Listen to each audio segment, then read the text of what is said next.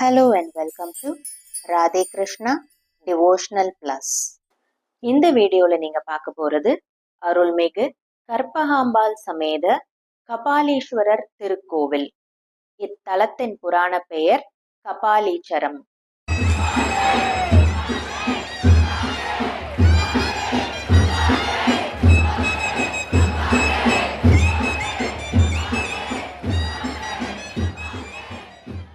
இத்தலம் சென்னையில் மயிலாப்பூர் என்ற இடத்தில் அமைந்துள்ளது.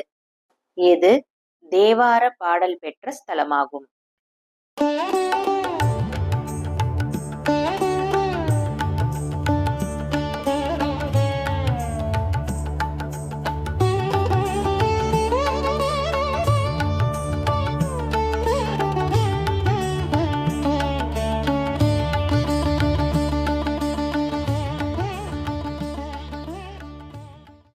உமாதேவியார் சிவபெருமானிடம் ஐந்தெழுத்தின் பெருமையும் திருநீற்றின் மகிமையும் பற்றி விளக்கம் கேட்க, அதற்கு சிவபெருமான் விளக்கம் கூற, அப்போது மயில் ஒன்று தோகை விரித்தாட தேவியார் தனது கவனத்தை அதில் செலுத்தினார்.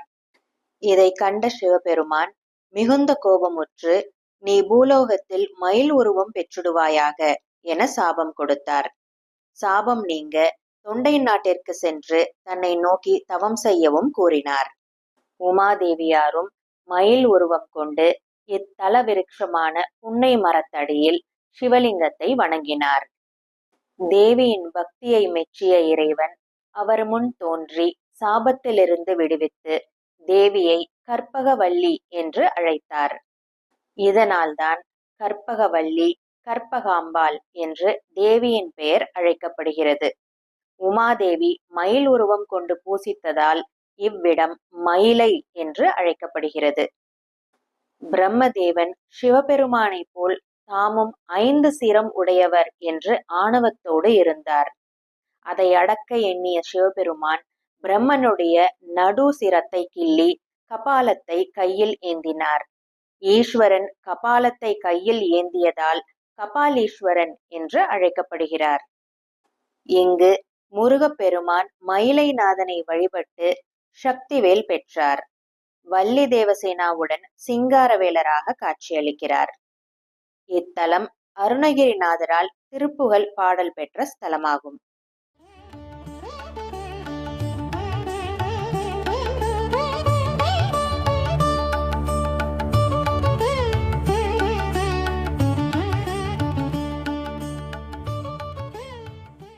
நான்மறைகள் பூசித்ததால் வேதபுரி என்றும், சுக்கிரன் பூசித்ததால் சுக்கிரபுரி என்றும் இத்தலம் அழைக்கப்படுகிறது. ராமபிரான் மிகவும் நேசித்து இங்கேயே தங்கியிருந்து சிவபெருமானை பூசித்து திருவிழா நடத்திய தலமாகும். 63 நாயன்மார்களில் ஒருவரான வாயிலார் நாயனார் தோன்றிய தலம். இவருக்கு இங்கு தனி சந்நிதி உள்ளது.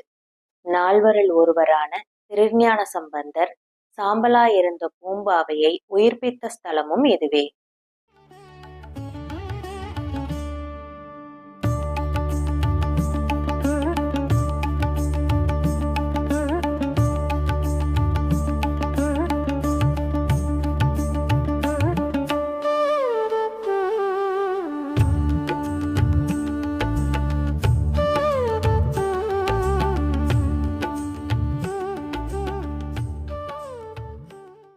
ஆண்டுதோறும் பங்குனி பெருவிழா மிகவும் கோலாகலமாக நடைபெறும்.